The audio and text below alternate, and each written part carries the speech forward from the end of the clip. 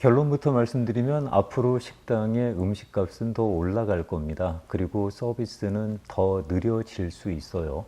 요식업 하시는 분들도 살아남으시려면 어쩔 수 없는 조치가 될 겁니다.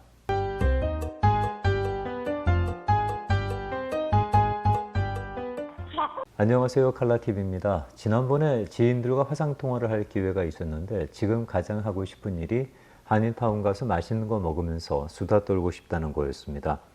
그 식당 가운데 가장 많이 가는 곳이 고깃집이죠.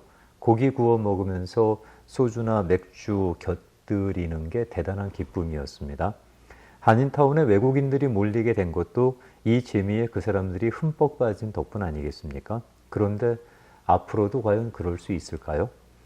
레스토랑 리오프닝을 앞두고 아무리 관련 기사를 찾아봐도 일반적인 지침만 있고 한인타운에 특화된 메뉴에 관해서는 자료를 찾기가 쉽지 않았습니다. 그래서 가이드라인을 직접 보면서 짐작을 한번 해보도록 하겠습니다. 물론 이건 개인적인 추측이고요. 여러분의 의견은 어떠신지 댓글로 달아주시면 판단에 도움이 되겠습니다. 먼저 1월닷컴이 소개하고 있는 가이드라인입니다. 식당은 일회용 메뉴를 제공해야 한다는 거죠. 가능하다면 디지털 메뉴를 사용해서 손님이 개인 핸드폰 등을 이용해서 확인하게 하라고 하고 있습니다. 이도저도 안 되면 손님이 사용하기 전후로 메뉴판을 철저히 소독하라는 겁니다. 앞으로 메뉴판은 점점 사라질 확률이 높고요. 이걸 만들어서 공급하는 업체분들도 다른 방법을 강구해 봐야 되겠죠. 차라리 일회용 메뉴 공급은 수요가 더 높을 것 같습니다. 각 식당에 그 POS 서비스, POS 서비스를 제공하는 업체들이 계시잖아요. 디지털 메뉴 옵션을 추가하면은 고객 유치에 경쟁력이 있지 않을까 싶습니다. 식당에서는 앞으로 테이블 위에 미리 세팅하는 건 어려울 것 같습니다. 냅킨이나 식기도구, 접시 세팅 같은 거 안 된다는 거죠. 손님이 달라고 하면 그때 비로소 갖다 주게 돼 있습니다. 어떤 아이템도 테이블 위에 놔두지 말라는 거죠. 이걸 이렇게 미리 세팅하는 건 사실 그 서비스 직원들의 동선을 최소화하고 서비스 제공을 위한 시간을 축소하기 위해서, 그리고 약간의 인테리어 효과도 있습니다만, 그런데 손님이 요청할 때마다 갖다 주게 되면 홀에서 서비스하는 분들의 동선이 더 분주하게 될 것 같습니다. 흔히 숟가락, 젓가락을 식기통에 넣어두고 우리가 알아서 꺼내 먹었던 일은 이제 적어도 당분간 어려울 것 같습니다. 다 갖다 달라고 해야 된다는 거죠. 테이블 위에 아무것도 놓지 말라는 지침은 소금이나 후추, 케찹 같은 것에도 똑같이 적용이 되는데요. 손님이 요청하면 갖다 주고 쓰고 나면 철저히 소독해야 된다는 겁니다. 이거는 참 손님에게나 일하시는 분들에게나 번거로운 작업이 될 수 있겠는데, 그래서인지 이 기사의 댓글을 보니까 어떤 분은 아예 식당 가면서 소금이나 후추 같은 것들은 집에서 직접 들고 가겠다, 그런 말을 써놓으셨던데 이게 허용이 될지는 모르겠습니다. 이 잘못하면 라이빌러티 이슈가 불거질 소지가 있기 때문인데요. 아무튼 오죽 답답하면 그렇게라도 하시겠다는 거죠. 음식 남으면 싸가기도 하셨는데 예전에는 수고하시는 분들께서 싸주기도 했는데 앞으로 이건 손님 본인이 알아서 싸야 합니다. 테이크아웃 할 수 있는 컨테이너는 제공이 될 것 같습니다. 테이블보는 앞으로 구시대 산물이 될지 모르겠어요. 천으로 만들어진 테이블보나 냅킨은 매번 손님이 사용하고 나서 백에 묶어서 치워야 된다는 거죠. 당연히 종업원은 장갑 착용하고 치워야 됩니다. 그리고 6번째, 이 부분이 가장 민감한 부분인데요. 테이블 주변의 음식 준비나 시연은 금지가 되고 컨베이어 벨트나 카트를 이용한 서비스도 허용이 안 된다는 거죠. 이러면 그 차이나타운 가서 자주 먹곤 했던 그 딤섬 카트 이런 거 안 된다는 얘기겠죠. 고급 스테이크하우스의 경우에 가보신 분들 많으시겠습니다만 그 스테이크를 밀고 와서 어떤 부위 먹을 거냐, 미디움 웰던 먹을 거냐, 웰던 먹을 거냐 해서 잘라주잖아요. 그럼 그거는 이제 어떻게 되는 건가요? 컨베이어 벨트 안 된다 그러면 회전 초밥은 또 어떻게 되는 걸까요? 아시안 식당들이 적용하고 있는 서비스 방법에 엄청난 지장이 예상되는 부분이라고 하겠습니다.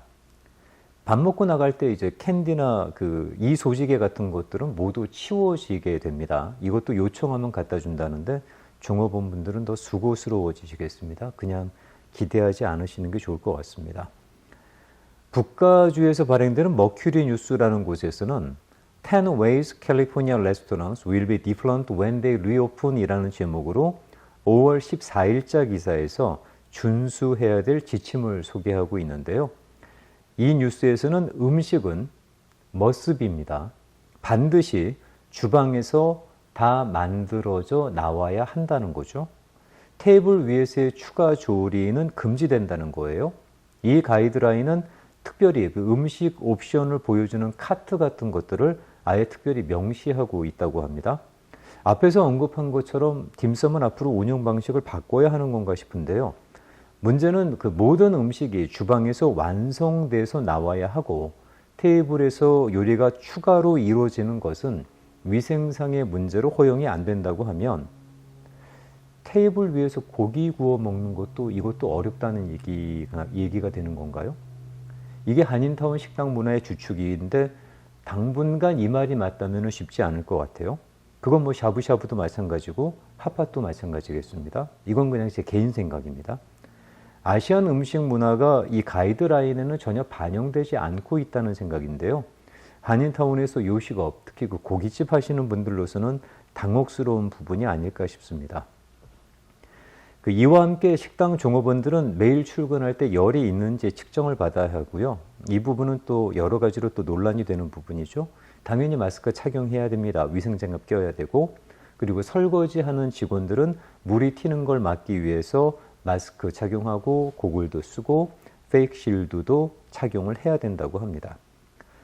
며칠 전 일본의 한 방송사가 코로나19 관련 모의 실험을 식당을 대상으로 진행해서 난리가 났었죠. Piles of hot food in communal trays, each patron helping themselves to as many servings as desired. If just one is infected, it may be the perfect setting for a virus to flourish. And a new video out of Japan helps show how fast it could spread. 경각심을 불러일으킬 수도 있지만 너무 의도적인 장치다라는 논란도 있습니다. 식당에서 밥을 먹기 위해서는, 식사를 하기 위해서는 전제 조건이 하나 있죠. 마스크를 벗어야 한다는 거죠. 이 모의 실험 결과대로라면 앞으로는 밥 먹으면서 대화도 하지 말고 밥만 먹고 나가라고 할런지도 모르겠습니다. 코로나19가 가져온 수많은 피해와 변화 가운데서 일상생활에서 가장 크게 느끼는 건 격리감입니다. 이건 육체적인 고립뿐이 아니라 정신적인 또 정서적인 면에서도 마찬가지인데요. 실제로 우리 생활이 많이 드라이해졌죠. 어쩌면 포스트 코로나 시대의 뉴 노멀은 이런 드라이한 일상의 일반화일 수도 있겠습니다.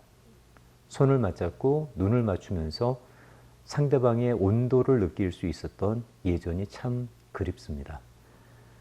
많은 분들이 힘들어 하시지만 특별히 요식업 하시는 분들은 그 고통이 아주 심하실 거라고 짐작을 해봅니다. 오늘 영상이 그분들께 앞으로의 운영 방향에 작은 정보가 됐으면 좋겠습니다. 힘내시고 결국 잘 되리라 믿어봅니다. 오늘은 여기까지 하겠습니다. 다음 영상에서 뵙겠습니다. 늘 건강하시기 바랍니다.